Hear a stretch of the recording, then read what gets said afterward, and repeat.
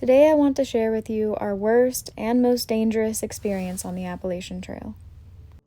Before I start, I do want to make it clear that the trail community is very safe and kind, and this was a very unusual interaction. It doesn't mean that it can't happen again, but I also do not condone or suggest bringing any kind of defensive weapons on the trail. Animals are not to be worried about, and there have only been 2 fatal black bear attacks on the trail in my entire lifetime. So of the millions of people that visit the trail each year, I think you're safe from the bears. It's the people you have to worry about.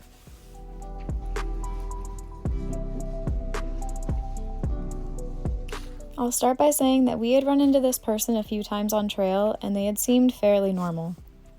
But I do think that after 400 or 500 miles of hiking in the woods, your body is using up a lot of nutrition, and if you're not taking care of yourself, sometimes your brain isn't getting the nutrition it needs. This, along with possible losing or failing to take medication, can cause people to start acting strange or irrationally. While we were on the trail, we heard rumors of someone threatening to murder everyone in their tents and cops had to show up. There was a man walking around carrying an axe and harassing women, and a lot of other strange occurrences. But all of these felt like rumors. They didn't really affect us directly until one night. Each year in Damascus, they host trail days, which attracts thousands of hikers. Apparently, Damascus also has a fairly serious drug problem, though, and quite a few illegal substances get passed around at trail days. I think that might have been part of what caused our situation. Anyways, after trail days was over, we happened to stumble upon a really cool campsite just outside of Damascus. Technically, this campsite was on the Creeper Trail, which runs parallel and intersects the Appalachian Trail multiple times. We had just finished what might have been one of the best zeros on trail, swimming and roasting food over the fire, but when the evening time came around, someone came into our campsite. Even though we had hiked past this person a few times, and a few of us knew their name, we weren't really friends with them. But the hiking community is pretty close-knit, so we said that they could stay at our campsite that night. It was a bit strange, and we just kind of went about our usual business, laughing and having fun. But then they started trying to scream and, control the situation. They kept telling everyone to stop talking and listen to them over and over, but then they wouldn't say anything. We all kind of exchanged some looks and realized that either this person was on drugs or something really serious was going on.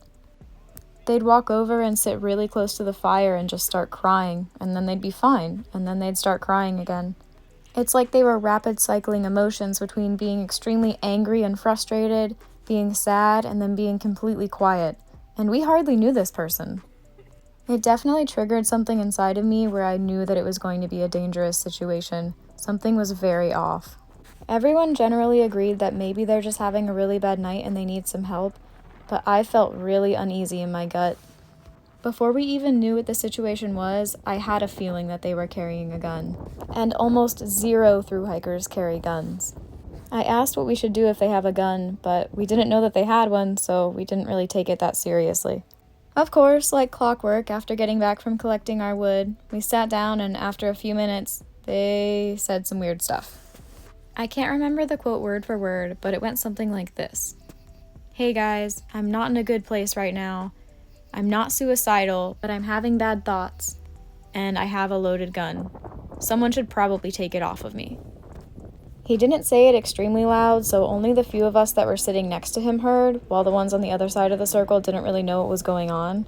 Quickly and quietly though, Sock Monkey hopped right up and he pointed to the pocket where the gun was, and as he was laying there, Sock Monkey took the gun out of his pocket and walked away. So now we have a mentally unstable person who is easily bigger than anyone else in our group, could easily overthrow us, and is having bad thoughts but not suicidal. So does that mean we're in danger?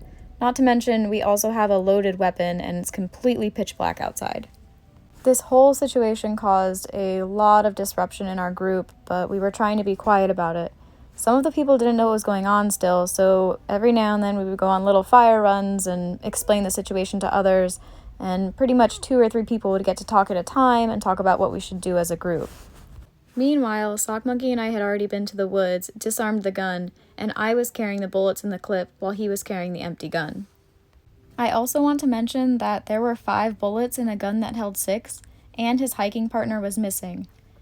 The idea that something might have happened started to make us really uneasy. After maybe 2 painstaking hours of just trying to act normal and figure out what we should do, I made the decision that I was going to try and go back to town where there was service and get a hold of my mom to have her pick us up early in the morning so we could get away from this person and hike as far away as possible.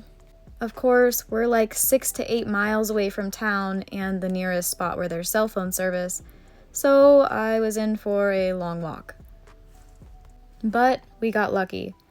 After about a mile of walking down the creeper trail, we came upon a big campsite of some men on a fishing trip.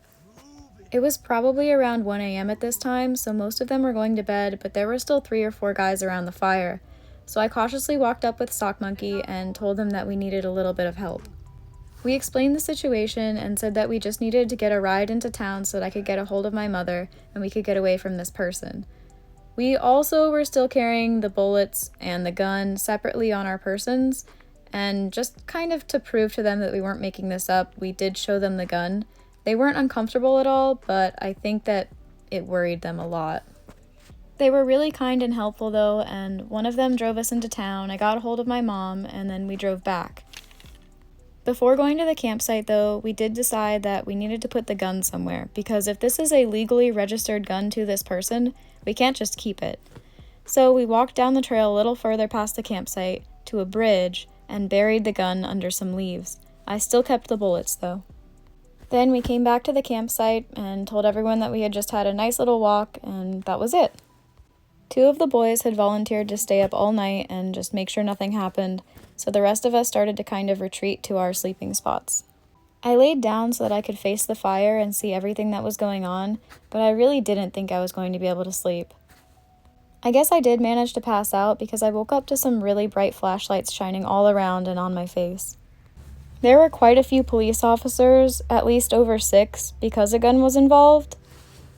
But as they were asking questions to the person who owned the gun, they had their act together enough that they didn't seem unstable anymore. Basically, the cops told us that we had 2 options. Either they could take the gun into custody for a day, which gives us a chance to get away from the person, or we could just keep the gun.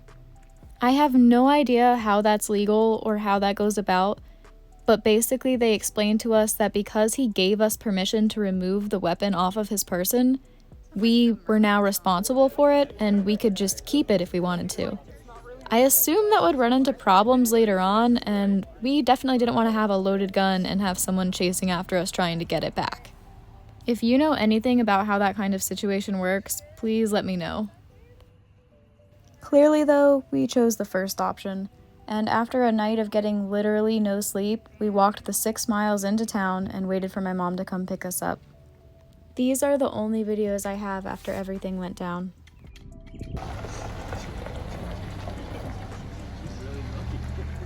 It's 4 in the morning. We just got woken up by the cops.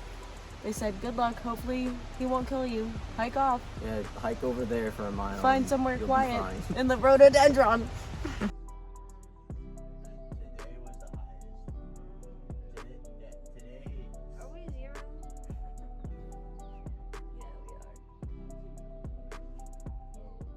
We still hiked 10 miles on no sleep, and we never saw that person again.